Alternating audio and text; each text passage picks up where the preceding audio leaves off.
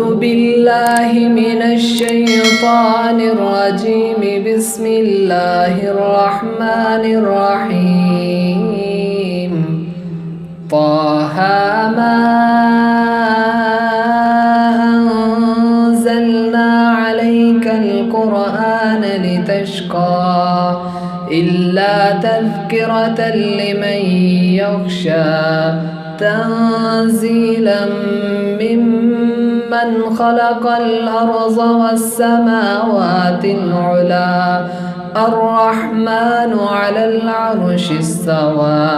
له ما في السماوات وما في الأرض وما بينهما وما تحت الثرى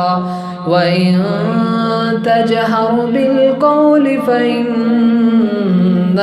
يعلم السر وأخفى. الله لا إله إلا هو له الأسماء الحسنى. وهل أتاك حديث موسى إذ رأى نارا فقال لأهلهم كثوا إني آنست نارا لعلي آتيكم منها بقبس أو أجد على النار هدى. فلما أتاها نودي يا موسى إني أنا ربك فاخلع عليك إنك بالواد المقدس طوى.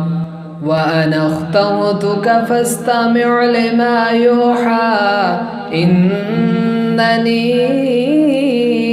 أنا الله لا إله إلا أنا فاعبدني وأقم الصلاة لذكري. إن الساعة آتية أكاد أخفيها لتجزى كل نفس بما تسعى فلا يصدنك عنها من لا يؤمن بها واتبع هواه فتردى. وما تلك بيمينك يا موسى قال هي عصاي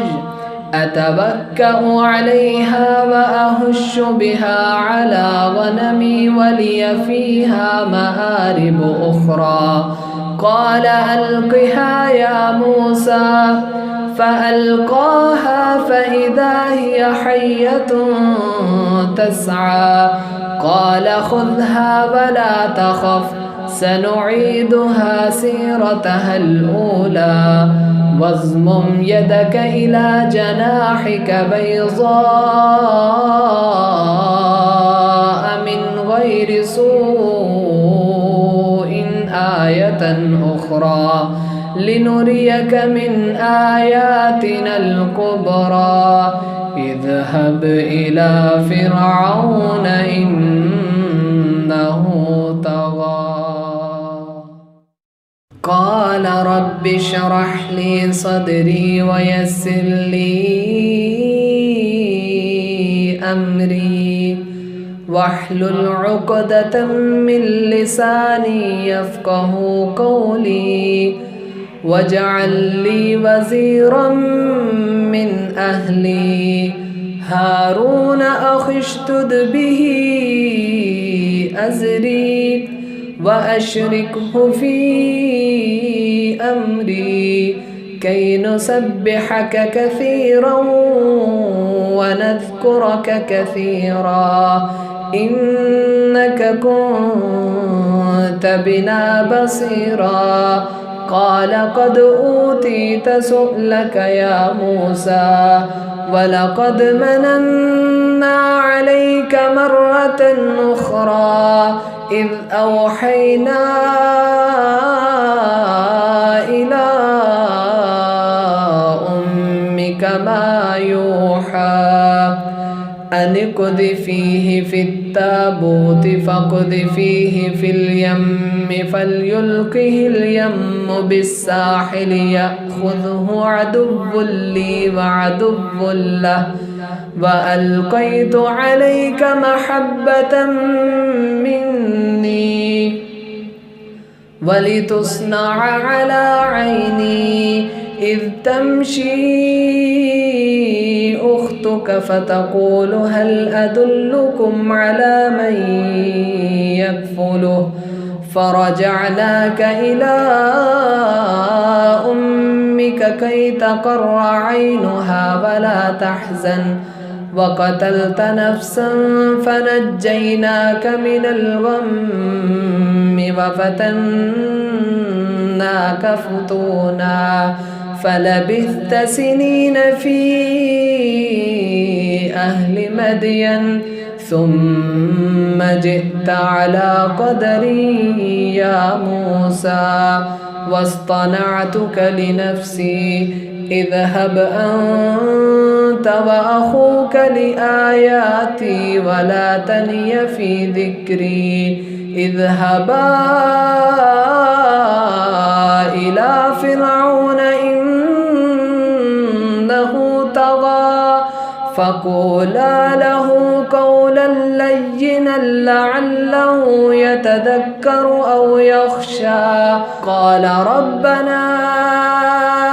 إننا نخاف أن يفرط علينا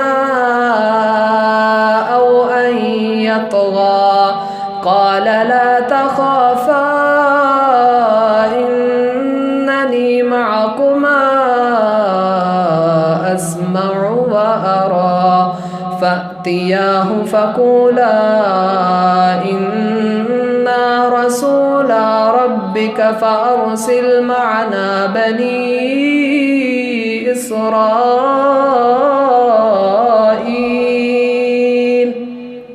ولا تعذبهم قد جئناك بآية من ربك والسلام على من اتبع الهدى إنا قد أوحي إلينا أن العذاب على من كذب وتولى قال فمن ربكما يا موسى قال ربنا الذي أعطى كل شيء خلقه ثم هدى قال فما بال القرون الأولى قال علمها عند ربي في كتاب لا يضل ربي ولا ينسى الذي جعل لكم الأرض مهدا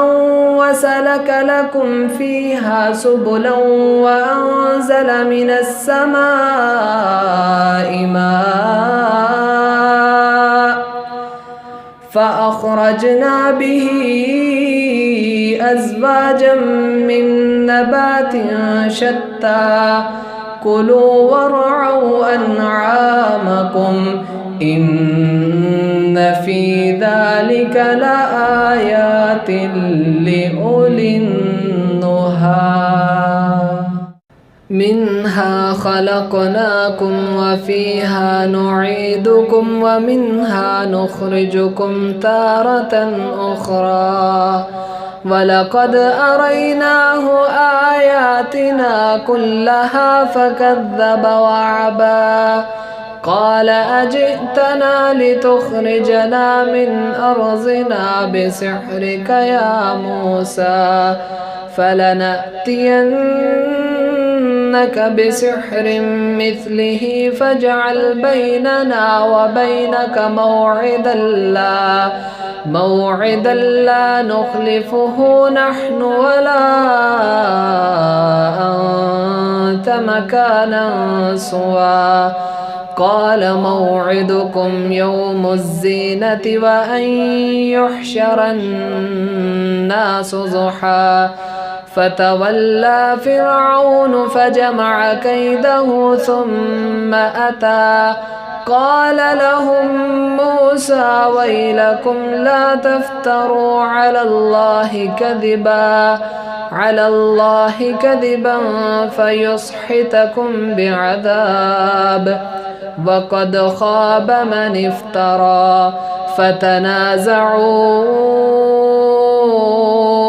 أمرهم بينهم وأسروا النجوى قالوا إن هذان لساحران يريدان أن يخرجاكم من أرضكم بسحرهما ويذهبا بطريقتكم المثلى فأجمعوا كيدكم ثم أتوا صفا وقد أفلح اليوم من استعلى قالوا يا موسى إما أن تلقي وإما أن نكون أول من ألقى قال بل ألقوا فإذا حبالهم وعصيهم يخيل إليه من سحرهم أنها تسعى فأوجس في نفسه خيفة موسى قلنا لا تخف إنك أنت الأعلى وألق ما في يمينك تلقف ما صنعوا إنما صنعوا كيد ساحر ولا يفلح الساحر حيث أتى فألقي السحرة سجدا قالوا آمنا برب هارون وموسى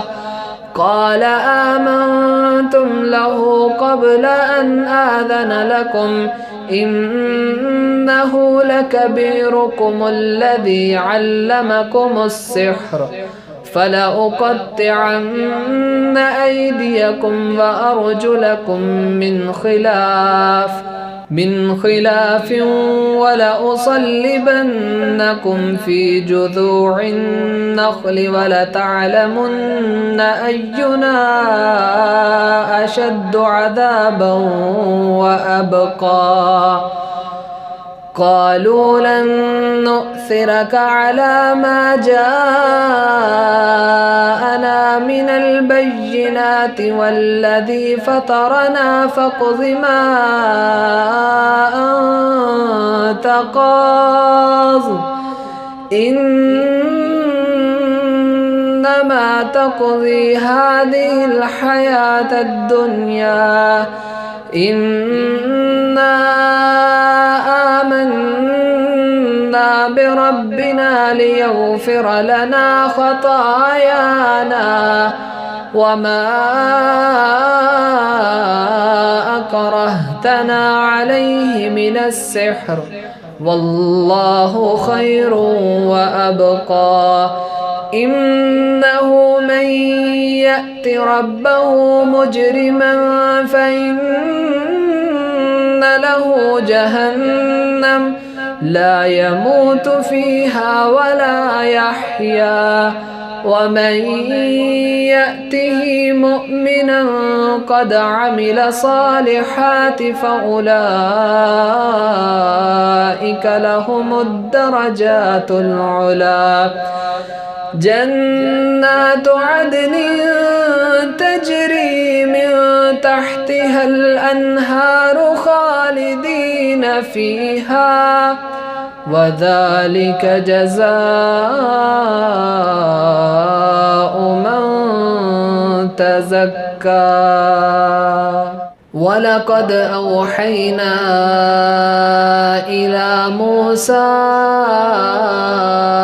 أن أسر بعبادي فاضرب لهم طريقا في البحر يبسا لا تخاف دركا ولا تخشى فأتبعهم فرعون بجنوده فغشيهم من اليم ما غشيهم وأضل فرعون قومه وما هدى يا بني إسرائيل قد أنجيناكم من عدوكم وواعدناكم جانب الطور الأيمن ونزلنا عليكم المن والسلوى كلوا من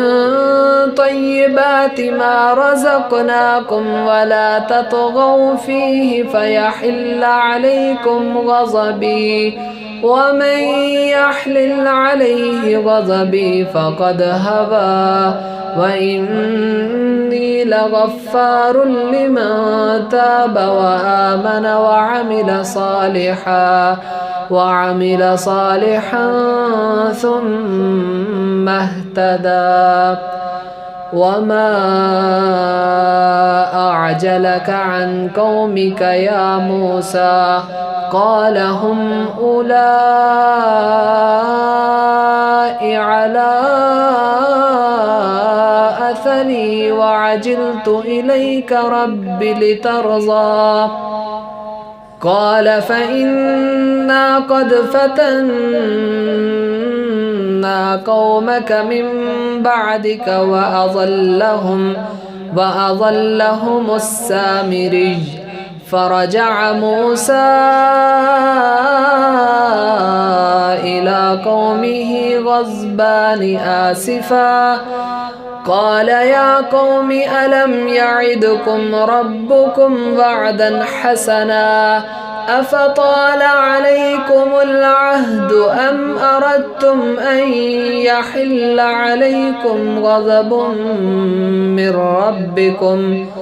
من ربكم فأخلفتم موعدي قالوا ما أخلفنا موعدك بملكنا ولكن حملنا أوزارا من زينة القوم فقذفناها فكذلك ألقى السامري فأخرج لهم عجلا جسدا له خوار فقالوا هذا إلهكم وإله موسى فنسي أفلا يرون ألا يرجع إليهم قولا ولا يملك لهم ضرا ولا نفعا ولقد قال لهم هارون من قبل يا قوم إنما فتنتم به وإن ربكم الرحمن فاتبعوني وأطيعوا أمري قالوا لن نبرح عليه عاكفين حتى يرجع إلينا موسى قال يا هارون ما منعك إذ رأيتهم ضلوا ألا تتبعن أفعصيت أمري قال يا ابن أم لا تأخذ بلحيتي ولا برأسي إني خشيت أن تقول فرقت بين بني إسرائيل ولم ترقب قولي قال فما خطبك يا سامري قال بصرت بما لم يبصروا به فقبضت قبضة من أثر الرسول فنبذتها وكذلك سولت لي نفسي قال فاذهب فإن لك في الحياة أن تقول لا مساس وإن لك موعدا لن تخلفه وانظر إلى إلهك الذي ظلت عليه عاقفا لنحرقنه ثم لننسفنه في اليم نسفا إنما إلهكم الله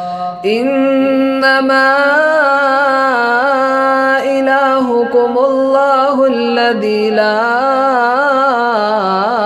إله إلا هو وسع كل شيء علما كذلك نقص عليك من أنباء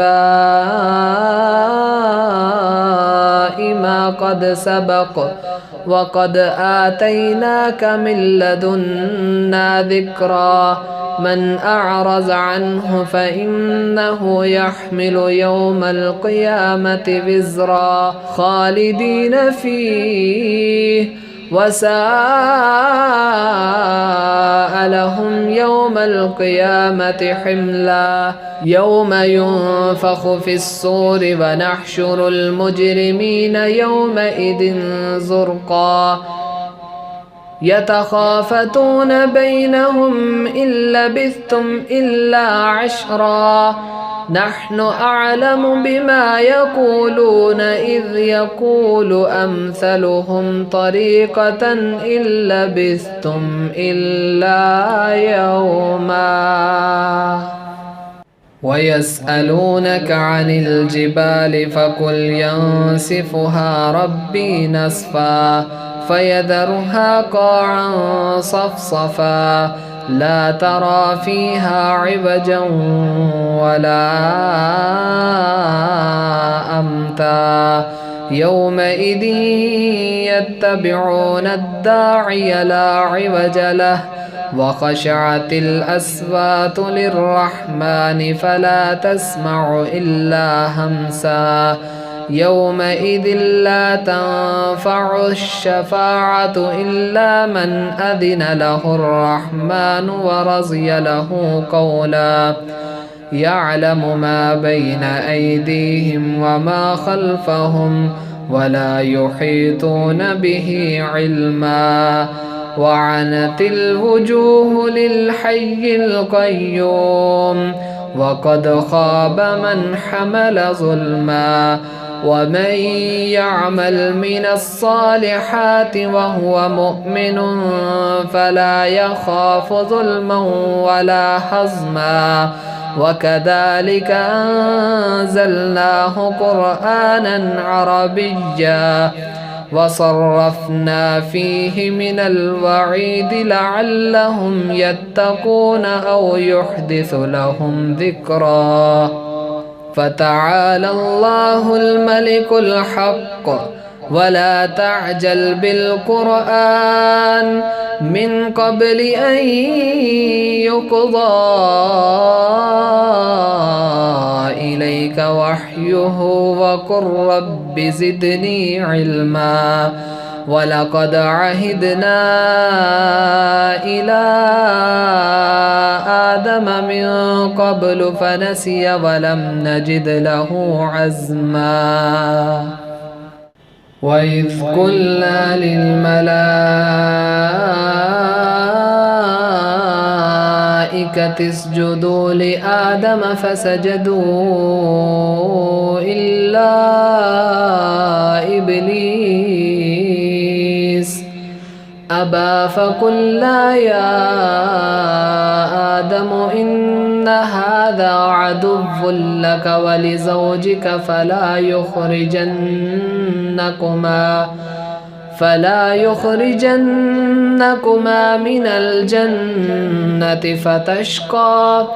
إن لك ألا تجوع فيها ولا تعرى وأنك لا تظمأ فيها ولا تضحى فوسوس إليه الشيطان قال يا آدم هل أدلك على شجرة الخلد وملك لا يبلى فأكلا منها فبدت لهما سوآتهما وطفقا يخصفان عليهما من ورق الجنة وعصى آدم ربه فغوى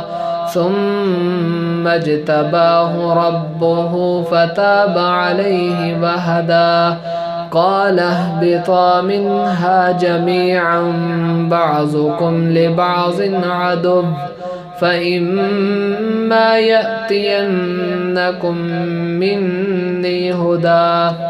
فمن اتبع هداي فلا يضل ولا يشقى ومن أعرض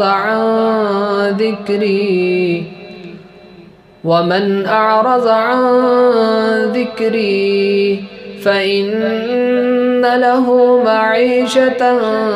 ضنكا ونحشره يوم القيامة أعمى قال رب لم حشرتني أعمى وقد كنت بصيرا قال كذلك أتتك آياتنا فنسيتها وكذلك اليوم تنسى وكذلك نجزي من أسرف ولم يؤمن بآيات ربه ولعذاب الآخرة أشد وأبقى أفلم يهد لهم كم أهلكنا قبلهم من القرون يمشون في مساكنهم إن في ذلك لآيات لأولي النهى ولولا كلمة سبقت من ربك لكان لزاما وأجل مسمى فاصبر على ما يقولون وسبح بحمد ربك قبل طلوع الشمس وقبل غروبها ومن آناء الليل فسبح وأطراف النهار لعلك ترضى ولا تمدن عينيك إلى ما متعنا به أزواجا منهم زهرة الحياة الدنيا لنفتنهم فيه ورزق ربك خير وأبقى وأمر أهلك بالصلاة واصطبر عليها لا نسألك رزقا نحن نرزقك